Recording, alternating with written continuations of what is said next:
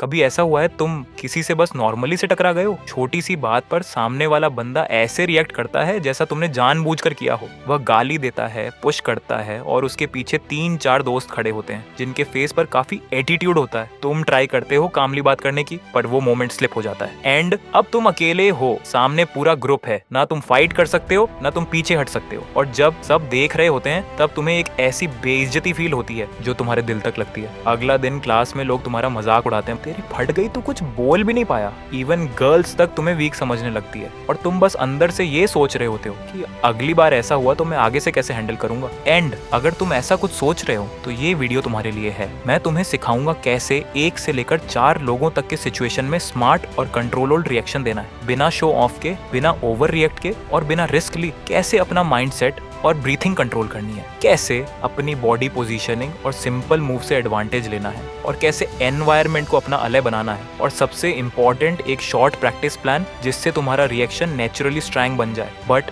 Remember, अगर situation life threatening हो तो escape is not cowardice, it's smart. लेकिन अगर कॉर्नर्ड हो तो तुम काम फाइट कर पाओगे। एंड डोंट वरी, अगली बार तुम टारगेट नहीं बनोगे। Mindset and breathing control. सबसे पहला स्टेप, रिएक्ट मत करो। जब कोई तुम्हें बटम्प करता है या प्रोवोक करता है, उस सेकंड में तुम्हारा रिएक्शन ही डिसाइड करता है कि तुम टारगेट बनोगे या नहीं। ज्यादा लोग या तो फ्रीज कर जाते हैं या इंस्टेंटली अग्रेशन में आ जाते हैं। दोनों ही गलत है। क्यों? क्योंकि जब तुम फ्रीज करते हो सामने वाला सोचता है ये डर गया, और जब तुम ओवर रिएक्ट करते हो वह तुम्हें इजीली मैनिपुलेट कर लेता है। तो सॉल्यूशन क्या है? Breathing control. एक डीप ब्रीथ लो, ये तुम्हारी बॉडी को काम सिग्नल देता है। शोल्डर्स रिलैक्स करो, आंखों से कांटेक्ट रखो और अपनी वॉइस लो और क्लियर रखो। ऐसे मोमेंट्स में लाउड बोलना स्ट्रेंथ नहीं दिखाता, कंट्रोल्ड दिखाता है। बस इतना सिंपल सा स्टेप, एक ब्रीथ और एक आई कांटेक्ट 50% सिचुएशन न्यूट्रल कर देता है। अब तुमने अपना कंट्रोल दिखाया, पर बॉडी का पोजीशन भी इक्वली इंपॉर्टेंट है। अगर तुम्हारा स्टेंस गलत है, एक सिंपल पुश भी तुम्हें ऑफ बैलेंस कर देगा। अब अगले पार्ट में देखते हैं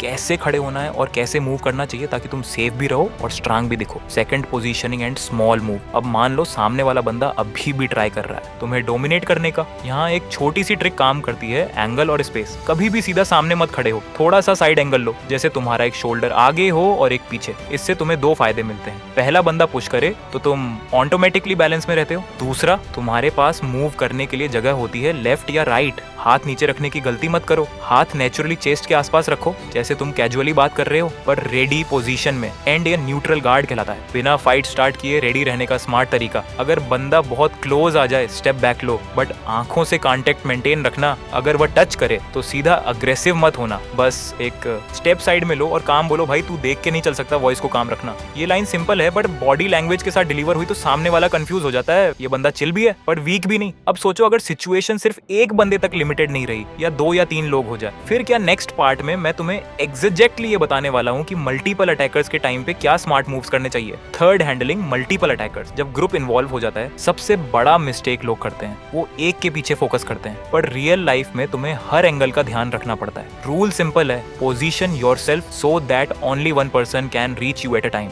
अगर तुम ओपन स्पेस में हो तो वॉक के पास मूव करो। बैक वॉल के अगेंस्ट होने का मतलब है कोई तुम्हारे पीछे से नहीं आ सकता। फिर आंखों से क्विकली आइडेंटिफाई करो कि कौन लीड कर रहा है। यूजुअली जो सबसे ज्यादा बोल रहा होता है या पहले आगे बढ़ता है, उस पर फोकस रखो। बाकी साइड विजन में रखते हुए मूव करो। यहाँ एक और चीज काम आती है, मूवमेंट अवेयरनेस। तुम स्टैटिक खड़े रहते हो तो इजी टारगेट हो, थोड़ा साइड स्टेप्स लो, थोड़ा सर्कुलर मूव करो। इससे अटैकर्स को एडजस्ट करना पड़ता है और उनका कोऑर्डिनेशन टूट जाता है। और सबसे important, don't hit unless absolutely necessary.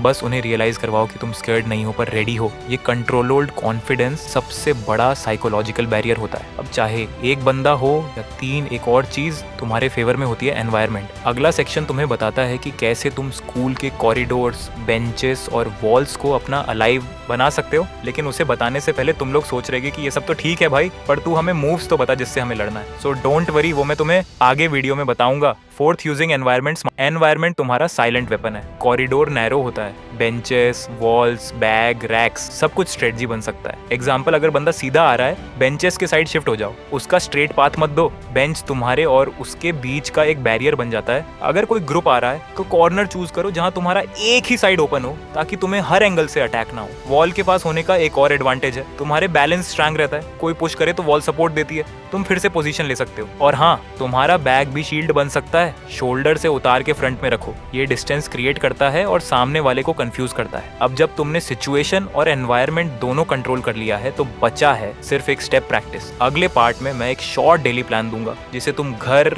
या जिम में प्रैक्टिस करके रियल कॉन्फिडेंस बिल्ड कर सकते हो। 5th practice, plan home plus gym. Confidence का कोई शॉर्टकट नहीं होता, मानो या ना मानो, प्रैक्टिस ही उसका फाउंडेशन है। या मैं तुम्हें बस सिंपल 10 मिनट का डेली प्लान दूंगा जो तुम्हें फिजिकली और मेंटली रेडी रखेगा। Step 1, mirror drill. मिरर के सामने खड़े हो, न्यूट्रल गार्ड पोजीशन में आई कांटेक्ट मेंटेन करते हुए काम। वॉच योर स्टेप, बोलो, ये तुम्हारा वॉइस कंट्रोल और एक्सप्रेशन ट्रेन करेगा। Step 2, balance and ankle. एक लाइन फ्लोर पे खींच लो या टेप लगाओ, उस पे स्ट्रेस प्रैक्टिस करो। एक शोल्डर आगे, एक पीछे, weight evenly distributed, 2 left and right side. Step लो बिना बैलेंस लूज किए। Step 3, reaction time. किसी फ्रेंड को बोलो कि रैंडमली पुश करें या हैंड रेज करें। तुम्हारा काम है सिर्फ साइड मूव और डिस्टेंस मेंटेन करना बिना एग्रेशन के। 4th, डीप ब्रीथिंग प्रैक्टिस करो। Inhale 4 second, hold 2 second, exhale 4 second. ये तुम्हें बेसिकली स्ट्रेस मूवमेंट में काम बनाता है। इस प्लान को डेली फॉलो करोगे तो तुम्हारा रिएक्शन ऑटोमेटिकली काम और कॉन्फिडेंट हो जाएगा। और फाइनली जब सब कुछ प्रैक्टिस हो गया, माइंडसेट, मूवमेंट, एनवायरनमेंट, कंट्रोल, तो अब बात करते हैं उन मूव्स की जो तुम लड़ने के टाइम पे यूज करोगे। एंड इसके लिए मैं तुम्हें एक वीडियो सजेस्ट करूंगा। तुम्हें उस वीडियो में टोटली 7 डेडलीस्ट मूव्स मिलेंगे जो तुम बेसिकली सीख कर लड़ सकते हो। मैंने इस वीडियो में तुम्हें मूव्स के अलावा सब कुछ बताया है जिससे तुम परफेक्टली फाइट कर सकते हो। सो अगर तुम्हारे पास थोड़ा सा टाइम है तो उस वीडियो को जाकर जरूर से देख लेना। देन तुम परफेक्टली फाइट करने के लिए रेडी हो जाओगे। लेकिन तुम्हें एक लाइन हमेशा याद रखनी होगी, तुम्हें हर जगह फाइट नहीं करनी होती, तुम्हें बस हर जगह कंट्रोल मेंटेन करना होता है। कंट्रोल अपने वर्ड्स का, अपनी बॉडी का, अपनी इमोशंस का। यही तुम्हें रिस्पेक्ट ही दिलाता है और यही तुम्हें अलग बनाता है। और जब कभी ऐसी सिचुएशन रिपीट हो, याद रखना तुम सीख चुके हो कैसे काम हैंडल करना है। अगली बार तुम टारगेट नहीं बनोगे,